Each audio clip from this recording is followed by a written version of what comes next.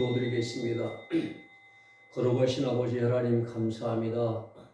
오늘 또 하나님의 말씀을 상고하고자 하오니 하늘의 지혜와 중명과 명철함을 더하여 주셔서 하나님의 말씀을 바르게 깨닫고 삶에 적용시키므로 하나님이 기뻐하시는 그러한 삶을 살아갈 수 있도록 은혜와 은총 베풀어 주옵소서. 예수님의 이름으로 기도 올려옵나이다. 아멘.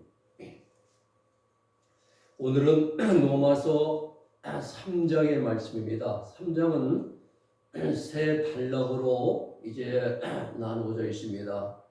1절로 8절까지는 하나님 백성의 특권입니다. 하나님 백성 된 사람들의 유익이 무엇인가? 이 말씀을 기록하고 있고, 그 다음에 9절로 10절 두 번째 단락에서는 율법의 행위, 즉 외식적 행위를 지칭하는 것입니다. 마지막에는 21절로 31절까지 하나님의 의롭다 하심을 얻는 방법에 대한 말씀이 기록되어 있습니다.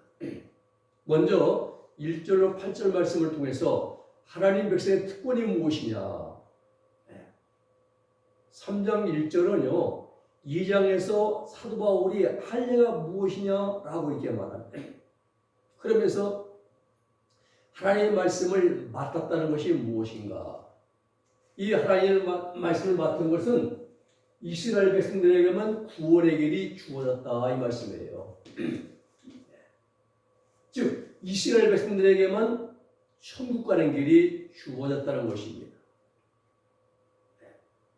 유대인들에게만 속죄받는 길이 주어졌고 하나님처럼 거룩되게 하는 길, 즉 특권이 주어졌다는 겁니다. 이것이 하나님 백성의 특권입니다. 모압이나 암몬이나 아니면 이제 애굽이나 바벨론이나 아수르 이런 나라는 특권이 주지 않았어요. 오직 히브리 민족 이스라엘 백성들에게만 특권이 주어졌다 이 말이에요. 이 하나님 말씀을 맡았다는 것은 이스라엘 백성들에게만 주어진 가장 큰 특권입니다. 이것이. 3장 3절의 말씀 보면은 그 큰 축복을 주신 하나님의 특권을 믿지 않는다고 해서 하나님의 미쁘심, 하나님은 약속에 신실하시며 이스라엘의 불신앙을 벌하시는 거죠. 이 미쁘심이 패하지는 않는다 이겁니다. 4절의 말씀 보면 우리는 더럽고 추하고 죄가 많고 거짓이 많지만은 하나님은 참되시다. 5절은 불의, 여러 가지 죄로 인하여 의롭게 되지 못한 것의 말씀이고요. 6절은 하나님이 불의하시면은 세상을 심판할 수가 없을 것이 아니냐 이겁니다. 19절에서. 만약 하나님이 불의하시면은 불의하신 하나님이 어찌 세상을 심판할 수 있겠느냐 이겁니다. 7절에는 내가 거짓말해서 하나님께 영광을 누린다면은 나를 죄인으로 심판한 것이 불의한 일이 아니냐. 8절에는 사도 바울을 비방하는 무리 가운데 이런 자들도 있다라고 말씀합니다. 그러면서 9절로 20절에서는 율법의 행위 무엇인가? 9절에 보면요, 유대인이나 헬라인이나 다 죄 아래에 있다 이겁니다. 그렇죠? 유대인이나 헬라인 똑같아요. 귀에만 주어지면 범죄하는 죄 안에 있다는 사실입니다. 10절에는 의인, 마음의 할례 받은 자들, 영적 할례 받은 분들, 의로우신 분들, 기카오신의 의인, 그런 말씀이고요. 율법은 선과 악을 구분해준 기준이 바로 율법입니다. 무엇이 선인가 무엇이 악인가 그것을 구분해주는 스탠다드예요. 즉 율법은 하나님의 말씀을 지키는 것인데 이 율법을 지키는 행위로는 의로운 사람이 없다. 바울은 어려서부터 다 율법을 지켰습니다. 율법의 의로는 흠이 없는 자라고 했어요. 그런데 예수님 만나고 나니까 얼마나 자기가 큰 죄인인지 나는 죄인 중에 괴수로다 했어요. 율법은 행위법이잖아요. 겉으로만 지키면 됩니다. 그러나 예수님 만나고 나면 이제 우리의 마음의 내면의 생각까지도 다 죄라는 것을 깨닫게 되기 때문에 그런 겁니다. 10절로 18절에서는 구약의 여러 가지 성경들을 인용해서 말씀합니다. 10절로 11절에서는 유대인 중에는 율법을 지킴으로 의롭게 되는 자는 하나도 없다라고 말합니다. 의롭다함을 받는 길은 율법을 지키는 행위로서는 받을 수가 없다. 그 행위 구원이 아니다. 행위 구원이 아니다. 진정한 의로움은 인간의 행위에서 나오는 것이 아니라 예수를 믿음으로 가능한 것입니다. 이걸 발휘해야 됩니다. 11절에서는 깨닫는 자도 없고 하나님을 찾는 자도 없고 시편 14편 2절과 이제 이 말씀을 인용한 거예요. 하나님을 제대로 이해하는 자도 없고 깨닫는 자 말입니다. 또 하나님을 찾는 자, 하나님께 끊임없이 나아가려는 마음도 없다 이겁니다. 오늘날 똑같이 우리가 12절에서는 모든 인간이 하나님의 보호와 통제에서 벗어나 자기들 마음대로 행했다고 말합니다. 하나도 없다. 그 죄성을 가진 인간은 선을 향할 능력이 없어요. 기회만 주어지면 우리는 미움, 시기, 악심, 질투, 수군수군, 비방, 온갖 욕설, 포악, 아집, 거짓 다 나오잖아요. 죄성 가진 인간은 선을 행할 능력이 없어요. 기회만 주어지면 범죄하니까 말입니다. 13절에서는 목구멍은 삼키는 것이잖아요. 죄 아래 있는 사람의 조건입니다. 혀는 아첨하고 속임수, 험담, 저주하고.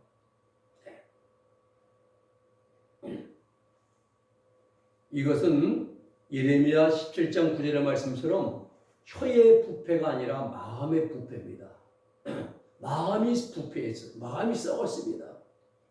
그래서 그 부패진 마음에서 나오는 말이 아첨하고 속임수하고 신경질, 험담, 저주, 모든 입술에는 독사의 독이 머물고 하나님을 떠난 자들의 사악한 치명적인 언어 사용을 지적한 것이 입술에는 독사의 독이 있다는 거죠.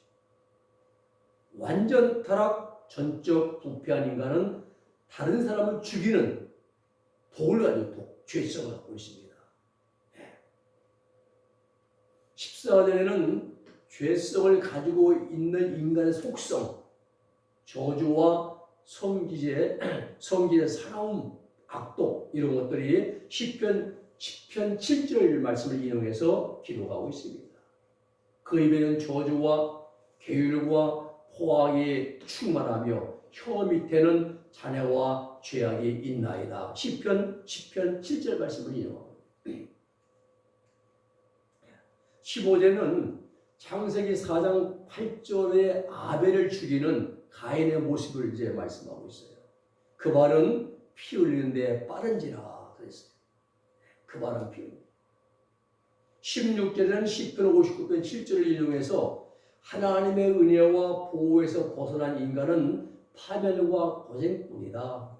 그렇죠? 하나님의 은혜와 보호하심에서 떨어져 나간 인간은 파멸과 고생이지요. 멸망뿐입니다. 그 발은 행하기에 빠르고 무지한 피를 흘리기에 신속하니 그 사상은 죄악의 사상이라 황폐와 파멸이 거기에 끼쳐졌으며 라고 시편 59편 7절의 말씀입니다. 그리고 3장 17절 말씀은 평강, 에이레네. 이것은 알다. 비로스코의 부정과거시다. 알다. 에누고산 알지 못하였고 말씀하고 있는데, 자, 즉 하나님과 관계가 깨어진 인간은 육체적인 쾌락은 맛볼 수가 있지만은 에이레네 평강, 참된 평강은 경험할 수가 없다. 평강이 무엇인지도 알지는 못한다 이 말입니다. 이런 평강이 뭐예요? 등 따숩고 배부르면 평강입니까? 아닙니다. 많은 금은보화를 쌓아놓고 있으면 평강입니까? 통장에 수십억 넣고 있으면 평강이 아닙니다. 이런 평강이 이 평강은 세상에서 주는 평강이 아니라 하나님의 생명의 합의를 통해서 우리가 경험하는 평강인 거죠. 하나님의 생명이 우리 영속에 합일되어지고 우리 그래야 그때부터 우리 몸 안에 하나님의 평강이 놀라운 신비한 역사가 나타나는데 세상이 전쟁이 나고 김정일이가 핵을 다 날려도 마음은 편합니다. 요동하지 않아요. 이런 평강을 말하는 거예요. 에이레네. 하나님 주신 평강이죠. 세상 것 좀 생겼다 평강 아닙니다. 또 불안해요. 우리는. 그래서 또 18절에는 저희 눈앞에 하나님을 두려워함이 없느니라 함과 같으니라. 이러한 사람들의 삶의 특징은 하나님을 두려워하지 않는다는 겁니다. 그리고 19절에는 우리가 알거니와 무릇 율법이 말하는 바는 율법 안에 있는 자들에게 말하는 것이니 이는 모든 입을 막고 온 세상으로 하여 하나님의 심판 아래 있게 하려 함이니라 말씀합니다. 이 19절은요, 율법은 선과 악을 구분해주는 하나님의 기준이 율법입니다. 율법을 지키면 선이에요. 못 지키면 악입니다. 20절은 육체, 저욕과 죄악성과 정욕이 뿌리박힌 인간을 의미합니다. 육체는 이를 고기 떠이 아니라 죄악성과 마귀의 성질인 죄성과 육신의 본능이 정욕이 뿌리박힌 인간을 가리켜 육체라 말하는 표현합니다. 율법으로는 의롭게 될 수가 없고, 왜요? 율법으로는 죄만 깨달을 수 있어요. 죄. 못 지키니까 못 지킬 때만 죄이구나. 그래. 이걸 깨닫게 하는 것이지 죄 문제 해결은 없다. 율법에는. 그걸 말씀하고 있습니다. 정욕과 죄악성이 뿌리박힌 육체, 타락한 인간으로서는 구원받을 수가 없다 이 말입니다. 율법의 행위 뭐예요? 말은 하고 지키지 않는 것. 말은 하되 지키지 않는 것. 이게 율법의 행위입니다. 예수님 당시에 바리새인들은 얼마나 참을했어요. 또 하나님에 대한 사랑이 없는 것. 율법의 행위입니다. 사랑하는 마음 없고 껍데기로만 지키라는 것. 하나님 사랑의 방법은 마음과 뜻과 정성을 다하여 사랑함으로 하나님을 지키는 말씀을 지키는 행위입니다. 마음을 다하고 기어놓아야 뜻을 다하고 정성을 다해서 하나님을 사랑함으로 하나님 말씀을 지키는 행위, 이것이 하나님의 사랑이에요. 이러한 마음이 없이 형식적으로 말씀을 지키는 것이 율법의 행위입니다. 보여주려고, 나타내 보이려고, 자기를 드러내려고 하는 모든 행위가 율법의 행위다. 우리는 한 가지라도 하나님을 사랑하는 마음을 가지고 있다는 사실이에요. 우리가 회개할 때 의지가 하나님 말씀과 뜻대로 연단됩니다. 여러분, 죄 때문에 고민하는 것, 우리가 죄 때문에 고민하잖아요. 죄를 지으면 그 때문에. 이 고민하는 그 자체가 벌써 회개하고 있는 중이란 사실입니다. 번민하고 고민하고 말입니다. 하나님의 용서하심은 우리 몇 마디 말에 대한 응답이라기보다 하나님 우리 마음속의 죄 때문에 갈등하고 괴로워하는 그 마음 중심을 감찰하시고 하나님께서 받아주시기 때문에 우리를 용서해 주시는 거예요. 우리가 하나님 앞에 하나님 잘못했습니다. 오늘 용서해 주세요. 이것 때문에 용서하는 것이 아니라 그 죄를 짓고 마음에 갈등이 생기는 겁니다. 괴로워합니다. 왜 내가 먼저 용서하지 못하고, 내가 먼저 이해하지 못하고, 내가 먼저 사랑하지 못하고, 이렇게 먼저 내가 하지 못한 것, 죄 때문에 갈등하고 고민하고 괴로워하는 그 마음 중심을 하나님 보고 계시는 그 하나님께서 우리를 받아주신 것이 하나님 용서하십니다. 말 몇 마디가 아니라 이 말입니다. 말보다 마음이 앞서야죠. 또 율법과 복음과의 관계된 말씀을 주십니다. 율법은 율례와 법도를 말합니다. 신구약 하나님 말씀이 율법이에요. 이 율법은 지키라고 주신 것입니다. 지켜야 하는 것. 그러니까 하나님 백성이 마땅히 지켜야 할 율례와 법도가 율법입니다. 갈라디아 3장 19절에 나와요. 복음은 뭡니까? 복음은 믿는 것입니다. 지키는 것이 아니라 복음은 믿는 거예요. 믿음으로 구원받습니다. 오직 믿음입니다. 믿음으로 구원받는 것이죠. 그래서 그럼 율법은 복음을 믿고 구원받은 하나님 백성들이 반드시 믿고 지키는 것이 율법입니다.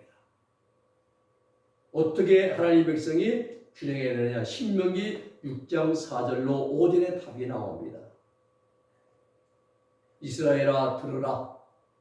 우리 하나님 여호와는 오직 하나인 여호와시 유일신 여호와시니 너는 마음을 다하고 순품을 다하고 내 뼈시 뛰어난 힘을 다하고 내 하나님을 사랑하라 이겁니다. 마음과 힘과 순품을 다해 사람이 사랑하는 것, 이것이 율법을 지키는 행위입니다. 그리고 21절 31절에는 하나님의 의가 나옵니다. 21절에 하나님의 의예요. 이제 지금까지와 전혀 다르게 이제 율법이 아닌, 율법 말고 믿음으로 율법되는 전혀 다른 인생을 말씀해 줘요. 율법 외에 그 말이에요. 율법과 아무런 관련이 없이 라는 뜻입니다.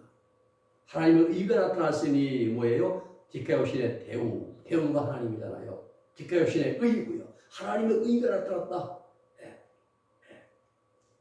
이것은 아주 뚜렷하게 드러났다는 겁니다. 페페르노타이는 아주 뚜렷하게 드러나다. 이게 율법과 선지자들에게 증거를 받은 것이라 하나님의 하는 의인데요. 3장 21절에 보면은 예수 그리스도를 믿음으로 믿는 모든 자에게 하나님의 의를 주십니다. 누구든지 모든 믿는 자에게 예수를 믿음으로써만 속죄은총을 믿는 것이죠. 하나님의 의는 복음에 나타난 하나님의 의입니다. 죄 용서받는 것, 죄 용서를 받고 마음의 실을 정결케 되어가지고 마음의 할례, 영죄를 받는 것, 이게 하나님의 의예요. 죄된 심령에 하나님의 의가 나타나지 못하죠. 죄를 다 용서받고 마음 일을 깨끗이 정결할 때 그때 이루어집니다. 복음에 나타나는 의. 23절에서는 죄는 죄악성과 자범죄 때문에 하나님의 영광에 이르지 못합니다. 우리가 죄악성 그리고 우리가 지은 자범죄 때문에. 24절에서는 예수의 구속하심, 속죄언증으로 말미암아 죄 문제를 받고 의롭게 되었다. 속량, 이 속량은 노예의 시대에 나온 말입니다. 우리의 구원과 죄 용서는 은혜로 값없이 받는 거잖아요. 주님이 십자가에서 자신의 피를 흘리시고 우리를 속량하였어요. 피를 주고 샀다 이 말입니다. 바로 우리는 거둬받은 것이 은혜로 우리가 준 게 아무도 없습니다. 지불한 것이. 3장 25절로 26절은 복음을 적절하게 표현해놓은 구절입니다. 하나님, 나, 그리고 예수 그리스도.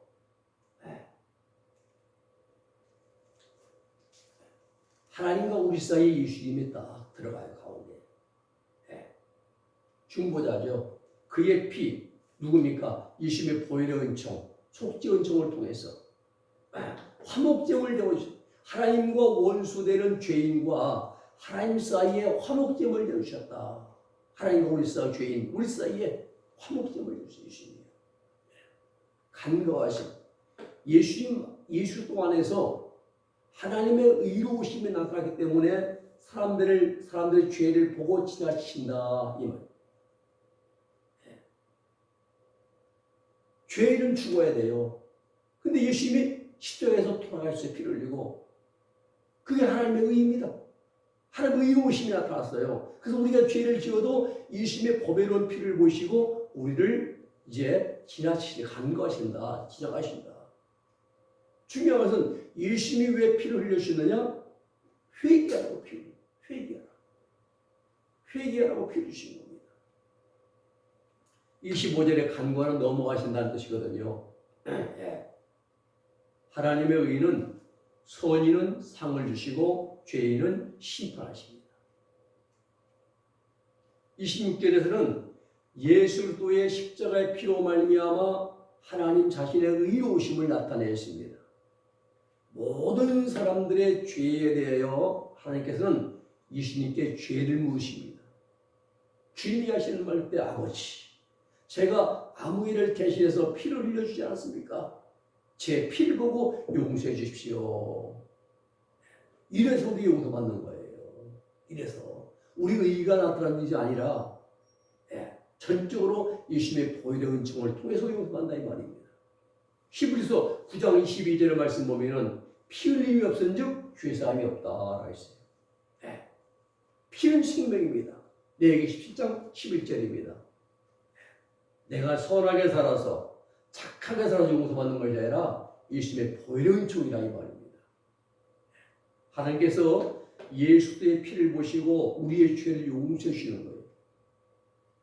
그래서 우리 예수님이 영원한 대제사장이 되어주기 위해서 피 묻은 몸을 그대로 가지고 싸우나 안 하시고 부활하시고 40일 후에 승천해서 하나님 모자에 우편 앉아 계신 거예요. 피 묻은 몸. 구약에서 대제사장의 피를 양푼에 받아가지고 염소의 피를 받아가지고 들어가서 하나님의 시성소 법궤에 들어가서 피를 뿌림으로 죄 용서받듯이 영원한 대제사장이신 예수님은 자신의 피, 500원 피를 가지고 하나님 보좌에 들어가서 좌정하셔서 우리의 죄를 용서하신다. 하나님이 그 예수님의 피를 보시고 저 아무개 죄인은 이미 죽었구나 라고 용서해 주시는 거예요. 이것이 하나님의 은혜다. 이 하나님의 은혜가 어디 나타났다? 예수의 십자가에서 나타났다 하는 사실이에요. 놀라운 사실입니다. 27절은 3장 27절은 우리의 구원, 죄 용서, 의롭게 되는 것에 대한 말씀입니다. 잘할 데가 어디 있느냐? 여러분 법으로, 행위로, 인간의 노력으로, 수고로 전혀 아닙니다. 우리는 잘할 것이 아무도 없습니다. 오직 믿음의 법을 통해서입니다. 믿음의 법은 율법과는 다른 것입니다. 인간의 의롭다함을 받는 것은 오직 믿음에 의해서 가능한 것입니다. 우리의 행위로는 안 됩니다. 율법의 행위가 28절에 나오는데요. 칭의는 행한 사람에게 자랑할 만한 이유를 갖게 해야 됩니다. 내가 이 일을 했더니 내가 이게 의로워졌다. 그러나 우리는 믿음은 자기의 행위를 일단 부정하는 데서 시작된다는 걸 알아요. 자기 부인. 누구든지 나를 따라오든 자기를 부인하고 그리고 자기 몫에 대해 십자가 지고 나를 쫓으라 말씀했어요. 주님께서. 마태복음 16장 말씀이잖아요. 믿음은 자기 행위를 일단 부정하는 데서 저는 아무것도 아닙니다. 저는 무익합니다. 저는 쓸모없습니다. 말은 막대마다 못합니다. 인도의 마더 테레사 수녀가 그랬잖아요. 노벨상 받고 나서 기자들이 질문하는데 한 말씀 하십시오 했더니 마더 테레사 수녀는 말이 저는 몽당 연필 같은 자인데 하나님의 손에 붙들고 사용하신 것뿐입니다. 라고 겸손하게 자기를 부인하고 얼마나 겸손합니까? 이렇게 된다는 사실이에요. 그런데 우리가 뭘 하면은 세상에서는 내가 이랬더니 뭘 했다고 내가 이걸 했다고 자랑 얼마나 합니까? 단군인데 청각적인 이제 이익을 올렸다고 거짓말 얼마나 많이 합니까?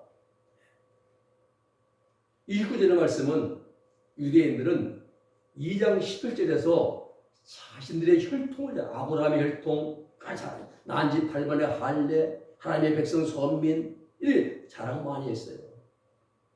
근데 바울은 뭐라고 말합니까? 하나님이 유대인뿐만이 아니라 이방인의 하나님도 되신다라고 바울은 말합니다. 오직 예수 그리스도를 믿는 믿음에 의해서다. 그리고 이 믿음으로 의롭다함을 받아야만 하나님 나라의 상속자가 될 수 있다라고 말합니다. 로마서 13절, 갈라디아 3장 29절 말씀입니다. 이것이 바울이 말하는 이신 칭의의 원리입니다. 우리 예수님의 십자가 도를 믿는 믿음으로 우리가 의롭다함을 얻어야 한다는 거예요. 네. 우리의 행위가 아니라 말입니다. 30절에서는 할례자이든지 무할례자이든지 간에 그것이 할례가 중요한 것이 아니라 의롭다고 인정해 주시는 하나님의 인정하심이 중요하다는 거예요. 다시 말하면 혈통이나 신분이 중요한 것이 아니라 하나님의 인침이 중요하죠. 계시록의 표현으로 하나님 인침 받아야죠. 막 큰 교회 나가고 교회수 많고 뭐 교세가 또 이런 것이 아니에요. 시장을 내가 어디서 이런 것이 아니라 하나님께로부터 너는 의롭다고 인침 받아야 한다는 게 중요하다 이 말이에요. 하나님 나라 혈통 가지고 못 갑니다. 신분 가지고 못 갑니다. 지식 가지고 못 갑니다. 오직 하나님의 의를 믿는 예수님의 의를 믿는 믿음을 가지고 하나님께 인정받아야 돼요. 너는 의로워졌다. 계시록처럼 인침받는 것이고요. 천사 인침이잖아요.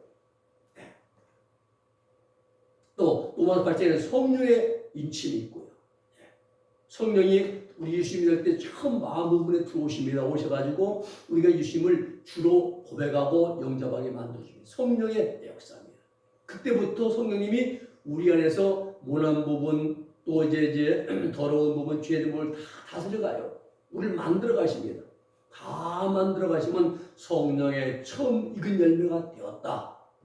성령의 처음 익은 열매를 다 우리까지도 이때 다 익었을 때 성령의 인침이 이루어집니다. 이걸 계시록 7장에서는 천사의 인침, 하나님 성도의 이마의 인치까지라고 표현하고 있습니다. 같은 표현입니다.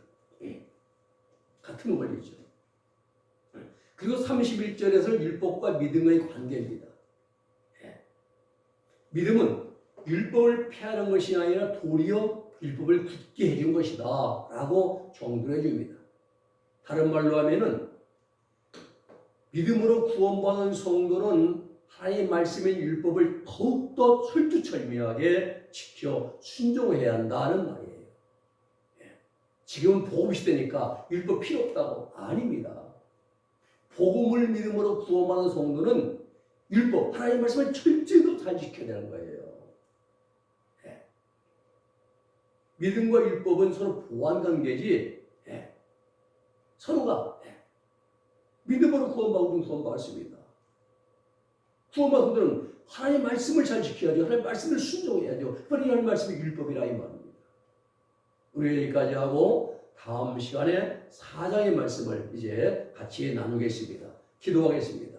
거룩하신 아버지 하나님 감사합니다. 우리에게 믿음으로 구원받게 하신 하나님, 믿음으로 구원받은 성도들은 이제 하나님의 말씀을 순종하여 지키는 그런 하나님의 말씀 율법을 잘 지키는 자들이 되게 하여 주옵소서. 예수님의 이름으로 기도 올리옵나이다. 아멘.